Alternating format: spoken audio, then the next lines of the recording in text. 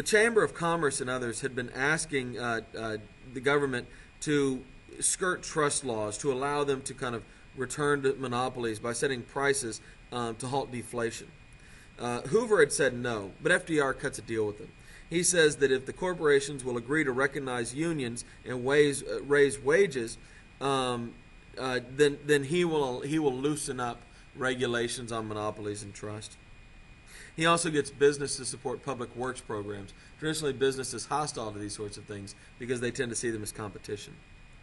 And all this bargain he cuts with the corporations results in the National Industrial Relief Act, which is passed in June of 1933, the NIRA. The Federal Recovery Administration, which is run by Hugh Johnson, ask every business to pay a minimum wage. It's not mandatory. They just ask businesses to pay this. Depending on what job you're doing, it's between 30 and 40 cents. They also ask to limit the work week to 35 to 40 hours and end child labor. Now, these two things had long been goals of labor, just simply to make the working man's life a little better. But when the Great Depression comes, that's when we finally limit the work week. And we do it to spread the work around. It didn't seem right for one guy to get to work 70 hours and another guy to be completely out of work when we could turn those into two 35-hour-a-week jobs. And so that limited work week, just like ending Prohibition, it doesn't really come around as a goal in and of itself. It comes around as a way to combat the Great Depression. Ending child labor, by the way, was also not a moral crusade in the end. It was this idea of, hey man, there's a kid working when there's a father of a family of 5 over there unable to work. So we ended child labor ultimately in order to try to make sure that more adults could be able to work. Price floors were set on some goods, and then this got businesses to go along. Large corporations dominated the writing of these codes, and they wrote them in such a way that it helped large businesses and it hurt small businesses. But that was the deal that FDR had to make to get support for these things. There was no punishment clause for not recognizing unions. This was essentially a voluntary program. The Public Works Administration was set up to hire people to work for the government in all kinds of different capacities, which we'll get to in a minute. But it spent its $3.3 billion very slowly, and those initial works programs probably weren't as impactful as they could have been. Industrial production actually fell at first, but by the spring of 1934, a board is put in place of the National Recovery Administration, or Relief Administration, and it's going to kick into high gear. But then here comes the Supreme Court stepping in the Schechter case. They strike down the National Recovery Administration, or Relief Administration, claiming that it violates the Commerce Clause, meaning that it is the federal government doing things that are a state government's business. It also says that Congress cannot cede that much power to the president, that it has strengthened the president too much. And that ruling threatens all New Deal legislation because it has concentrated a great deal of power in the hands of the executive branch. The AAA and the NRA create a planned economy. But it wasn't planned by the government, it was planned by large businesses because Roosevelt had turned to them as partners in this effort. Other programs, however, were run by the government. For example, the Tennessee Valley Authority. Utilities had long prevented the completion of a government dam at Muscle Shoals, Alabama, that had begun back in World War I. But in 1932, a scandal broke, revealing that Southern electric companies, which were private enterprises, were massively corrupt and had been severely overcharging electrical consumers' electricity.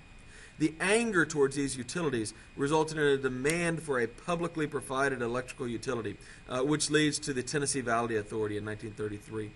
They finished the dam that had been begun and began to build others, and they electrified the rural part of the southeastern United States. They attempt to develop local land and reforest the area and bring in scientific agriculture, but these efforts are blocked by business interests who see government being involved in these things as competition with their economic interest. But they did end flooding in the area, or severely limit it, bring electricity to the area, dramatically improve transportation, and significantly drop the rates people are paying for their electricity. FDR saw direct aid to the needy as a minor and temporary part of fixing the country. The Federal Emergency Relief Act gave federal dollars to the states to run relief organizations. This program was run by Harry Hopkins. The administration hated the idea of a government dole, That's the word they would use back then for giving people money for nothing. But they could get behind, FDR could support work relief, meaning that if you were willing to work, even for the government, then the government was willing to help you out. The Civilian Works Administration, which ran from November of 1933 to April of 1934, so it was a fairly short-term program, employed 4 million Americans doing infrastructure work. And it was a success. They built all kinds of things. We'll get into that in a little bit here. FDR's favorite program, though, was the Civilian Conservation Corps. And this, my grandfather worked in that, one of them did. This created national parks. When I say created, the land had been set aside, of course, beginning with Lincoln, but expanded greatly by FDR. But I mean, they went in and they created campsites, they built roads in the parks, ranger buildings, picnic tables. In fact, if you go to a national park today, and even a lot of state parks today, you'll find stuff that was built by the Civilian Conservation Corps.